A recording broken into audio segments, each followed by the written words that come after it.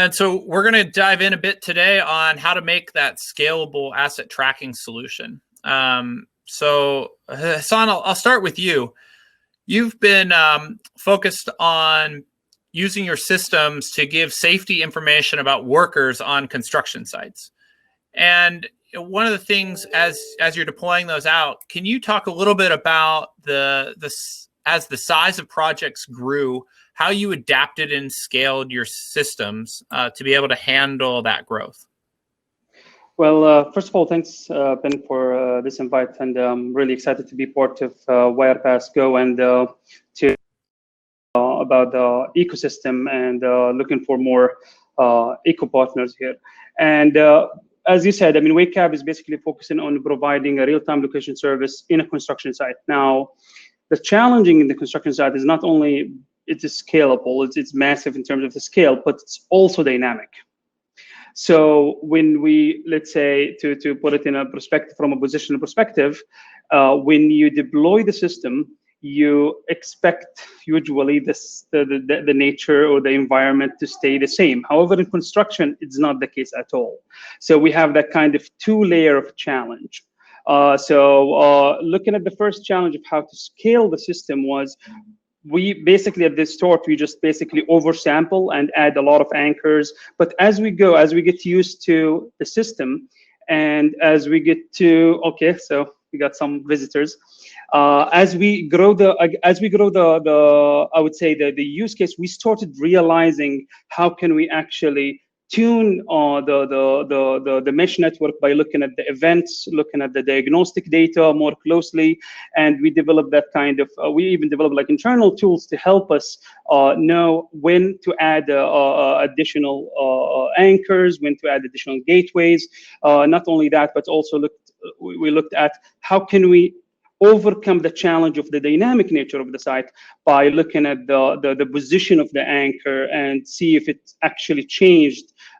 We also use that as a metric. So in short, we look at two metrics today when we connect the site. We look at the uptime, which is for every anchor we expect it 24/7. If not, there might be a challenge that we need to overcome by adding additional anchor or fix that challenge. The second is where we develop something called the error rate, or the error rate of the error rate is a definition of the anchor position from its approximated position. So we have the fixed location of the anchors, but we also track the location, the approximated location of the anchor to keep that error low. And this approach gives us an indication of the changes in the environment.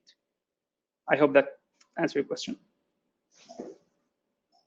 Yeah, that's great. It really helps to kind of understand in these fast changing environments how you can take and apply a little bit of extra intelligence to the solutions to help them become adaptive to that changing environment and alert you when that's happening, right? And I think that's an important aspect is you think about a constantly changing workflow, right? Awesome. Well, thank you very much. So Mark, you're in charge of planning IoT strategy over at Briggs Stratton, and can you explain a little bit on why having large-scale data about the performance of your products and what they're doing out in the field is important to a company like Briggs Stratton, and how you intend to use those types of things? Yeah. Also, thank you for inviting me to be part of this panel and talk over some of the topics we don't talk about unless you're in this type of environment with a bunch of other, no offense to anybody, maybe engineering nerds or something like that, you could call us, but this is fun. I'm really looking forward to being part of this. But yeah, at Briggs Stratton, we make products in the millions. We're a 100-year-old, primarily engine company.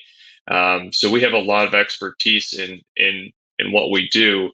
But majority of our products historically we've manufactured, we've sent out into the world, and we have very little data coming back from them.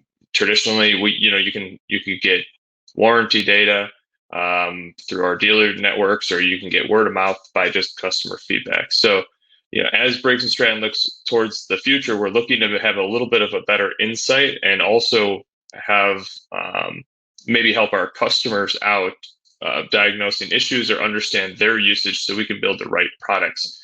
But like I mentioned, we make things in the millions, and that's difficult to apply some of the other similar technologies where it involves a lot of customer interface, where the person has to physically turn things on, connect them to networks, and do a lot of things. So as we looked at different technologies, this is where Wirepas started to shine for a lot of applications that we're looking into. And rather than build it yourself off of existing technologies, we were really looking at Wirepas as this tool that solved most of the problems for us leading up to getting the data from these products. Because a lot of times, Apple might make one device, one phone, and they sell it by the millions, but we might make one device that goes in, hundreds of thousands of other unique devices that don't interface the same. So we're really trying to solve this problem as we scale up of creating a common layer of communication between devices. And that's where Wirepas, we think, is going to be a really neat area to play in. So a lot of the stuff I'm working on, we can't necessarily speak about because it's part of R&D, but I spent a lot of time researching a lot of different networks. And I can tell you that scaling seems to be at the heart of Wirepas. Everything that we've seen enables it to scale to levels that we would need to do. So we're continuing, our pursuit to figure out what is the best solution for us. And right now we're really happy with what we've been working with Wirepas on. And I can't probably give as many details as some other people as far as how we're making it happen or what we're trying to do with it. But when we can get data from a large scale implementation, or if we can just get data from a small subset, that data is going to help engineering, it's going to help marketing, it's going to help our customers in their customer experience make things better in the future, right? We're going to have a better insight of exactly how our products are used. Whereas for the first 100 years of our company, it was very much word of mouth. So I think that's really where the scaling aspect is going to be unique, and just leveraging everything Wirepas has to offer for us. Awesome. Yeah, that's great. We often see companies of your scale doing these types of things because they need to collect that data to provide the ROI of how they improve their products, right? And I think that's the exciting part of gathering this data and having an easy to use network that doesn't require any user configuration or user interaction in order for you to get that information back, and doesn't require large infrastructure is really the key to making that successful. And one of the pieces that Wirepas is really able to provide in that market. And I also want to give huge props to Mark. It is 3 a.m. where he is at, and he was gracious enough to join us here at Wirepas GO. So thank you very much. So anytime I get a chance to be, like I said, hang out with the wireless people is fun. So thank you. Perfect. So Nick, similarly, you've been helping customers understand how things are being used. Things like occupancy monitoring and things like tracking forklifts and understanding when they might run into something in the factory or where they are, and tracking those types of objects that might be used in a supply chain. These applications scale to very large numbers very quick. Can you talk about what you've done at RedLore to really build your ecosystem and your systems to meet that need?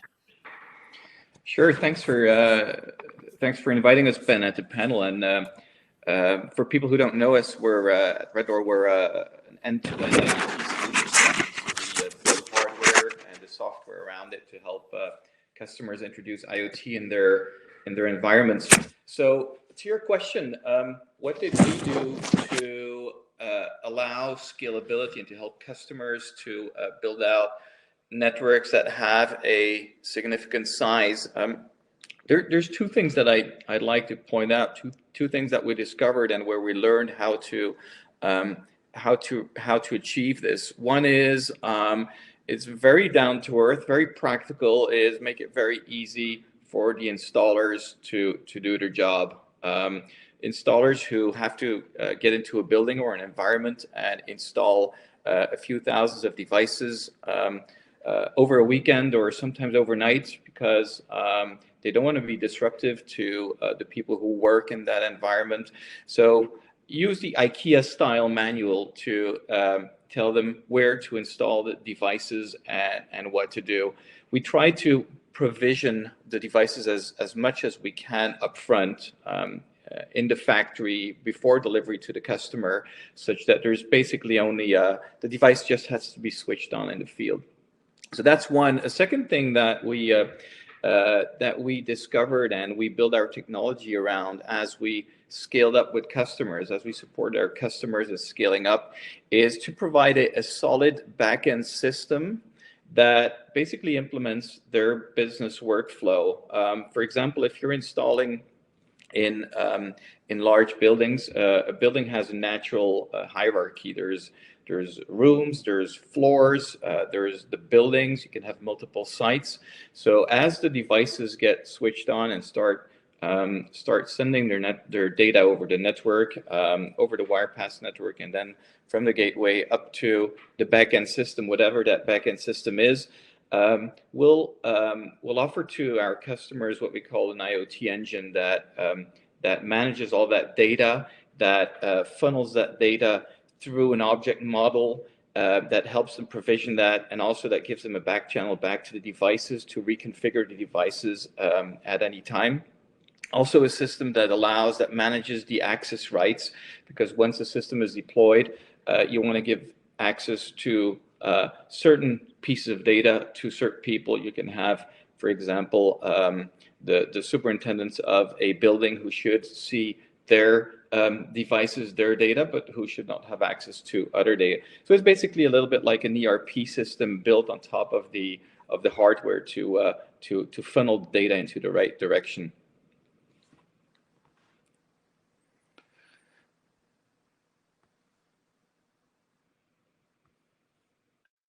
Perfect.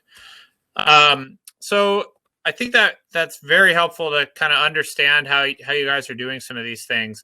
I think one of the questions that we often get when you're starting to scale out these types of solutions is about accuracy and cost, right? And so we often find that the accuracy of position is inversely proportional to infrastructure cost. So what have you guys been doing to make this balance between cost of infrastructure and deployed systems and accuracy? And maybe Hassan, we could start with you if you don't mind. I think you're muted. So our industry this is really interesting question, because when we first looked at digitizing the construction site, there was like kind of that debate of we need maybe a pinpoint accuracy, and I'm talking about the debate of, when we've in an early stage where we're like raising money from investors. And one lesson I learned through my investment, and I think maybe some of you have that experience, is don't listen to the investors a lot. You need to go check a problem. They act like they're expert, but sometimes they are not. So one of the challenges that we had were like, oh, if the solution doesn't provide you a millimeter or centimeter accuracy, forget it, it's not going to work. Now, when we went to the site, we found that, well, that's not the case. I mean, you look for practicality more than anything else. They want to know where people are in an area, or where zone-based accuracy is good enough. This is the kind of use cases that drives the practicality aspect of things. So when we say practicality, we have two aspects here. We have the cost and the technology adoption. So if your solution work technically but need to be maintained a lot, then it's not going to work in the construction industry, because they are looking for a solution that requires a minimal interference and minimal disruption to the logistic operation. And this is where we tried to look at it from that perspective, and we found the Wirepas approach of tracking asset has been practical from both the location aspect, the cost aspect, and of course the I would say the practicality in a sense of usage and the battery life. That has been like the most, that's the driving factor when it comes to the construction industry.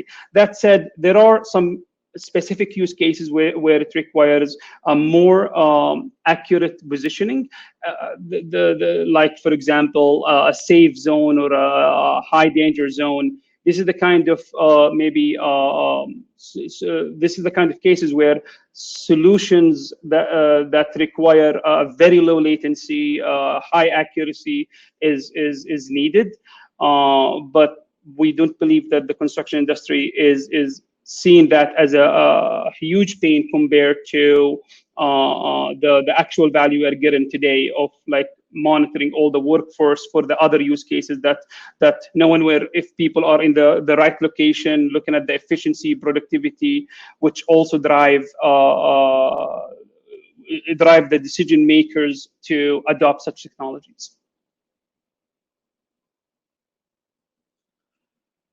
Perfect. Thanks. Hey, Mark, did we lose you?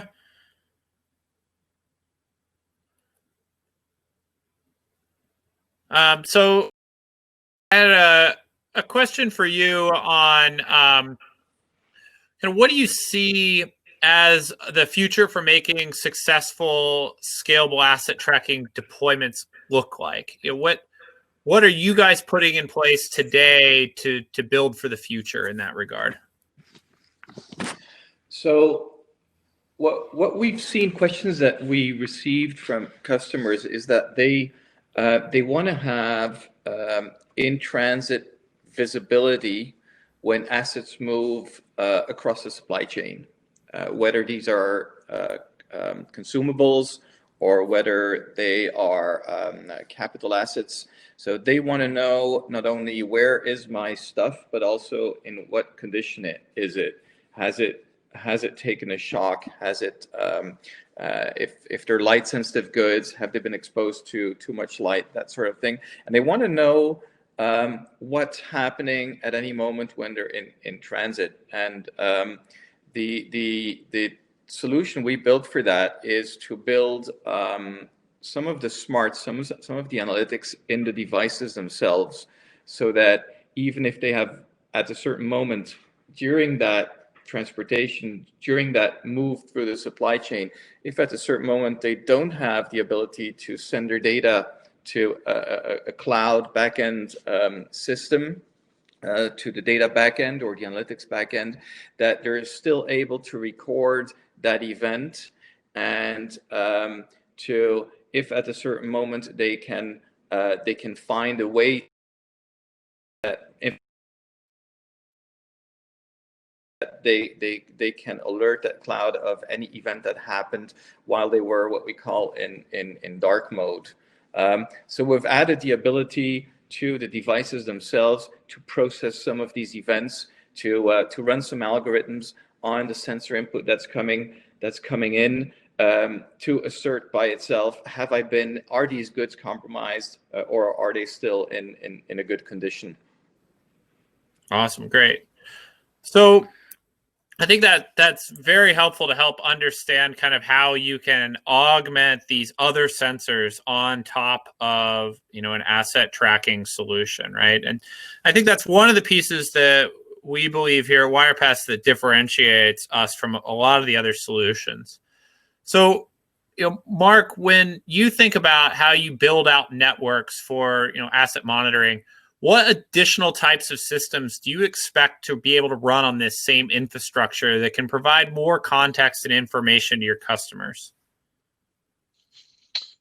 Well, I think, to me, the question, if you look at options to connect devices, has always been the existing underlying layers have given you a bunch of limitations of point-to-point communication, or even some of the newer like Bluetooth mesh and Zigbee.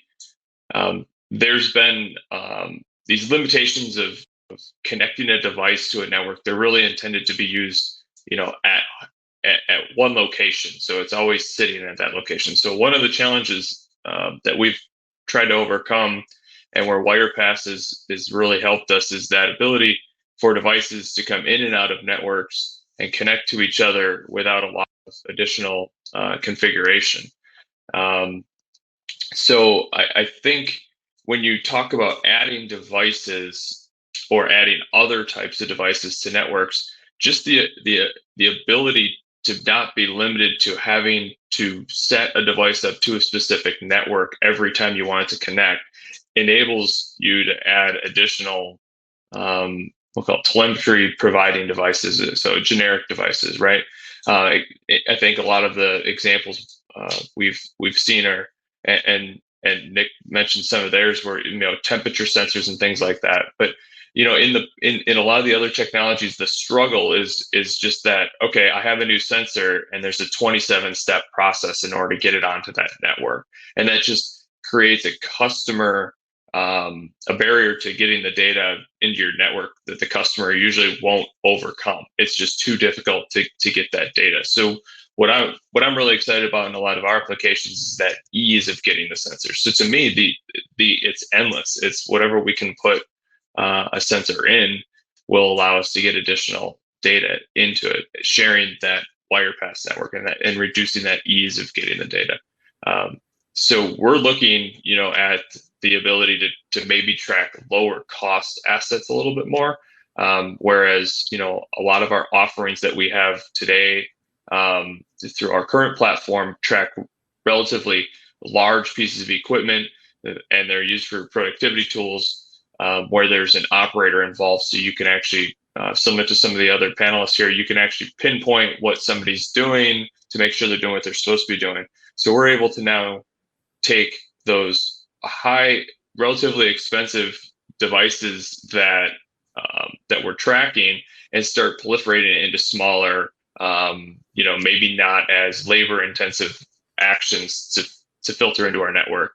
And the big thing there is there isn't a lot of interaction to add devices to that network, and that's one of the really unique areas. So I don't know if I can't share specifics on the where we're going to apply it, but just that fact that you can now add those additional sensor networks or sensor components to your network easier is a huge benefit for us. Yeah, perfect. Thank you. So, we've got a couple more minutes here. If there are any questions that the audience would like to ask, please share them in the chat, and we'd be happy to take some of those as well. I think when it comes to passing on some of the lessons learned, Hassan or Nick, what would you recommend to folks who are just now starting to engage with the Wirepas ecosystem?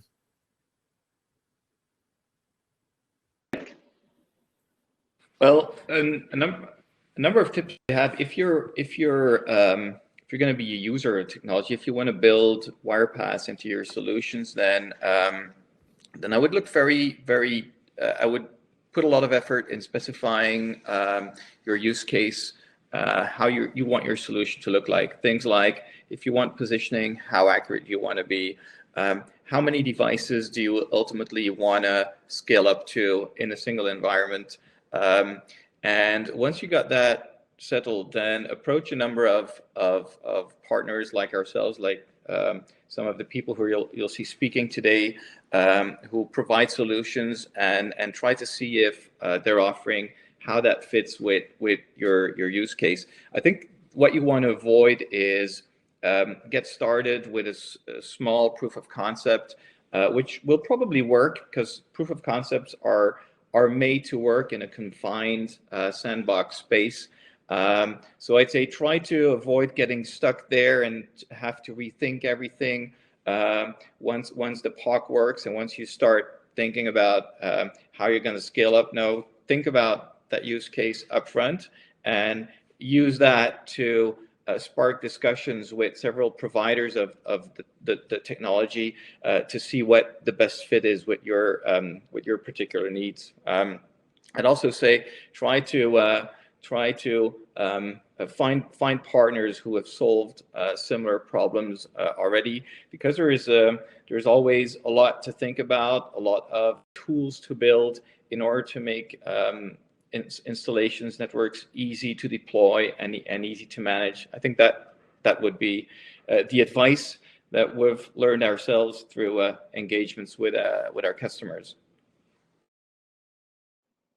Yeah, I think Nick covered it very well. Thanks a lot, Nick. And I just want to add to the same spec as you mentioned, the industry play a big part. I mean, we do believe when it comes asset tracking as a good example of the topic that a lot of maybe people who didn't experience in a specific industry think maybe such a solution, maybe we'll just take it and deploy it in that industry, but they're not aware of the actual challenges that prevent them from utilizing it in the first place. Some of these challenges cannot be easily seen until you try it. So this is something you can only learn by trying to do it and failing, unfortunately. Yeah, and last question here. Can you explain, Hassan, a little bit about kind of the user experience aspects that you thought about when building out your system? Yeah, so it's simple. The challenge was go to a big contracting company was trying to digitize the site for a while. They tried different bands, and this is back to my latest comment. We learned a lot by looking at the problems that they faced at the previous trials, and they put us in a clear use case. They say, look, go to any of our sites, select 50 people, 50 workers, give them the solution, but you're not allowed to train them. You're not allowed to ask them to do anything. And your success rate will be evaluated after a month. So, which basically how many people we have connected for a full month, assuming you didn't do any training or anything like that. And that's where we were forced to think about what is how can we actually integrate the solution into an existing equipment. And we looked at the hard hat, for example, not even as an accessory. We looked at the actual knob that people use to tighten the ratchet, to replace it as a form factor, making it easier to not forget. So that's the kind of user experience we looked at, and we were able to deliver that challenge. And the battery life actually was the key factor here. Perfect. Well, thank you all very much, Nick, Hassan, and Mark. We greatly appreciate it. Please join us in our next panel discussions where we'll dive into these and more.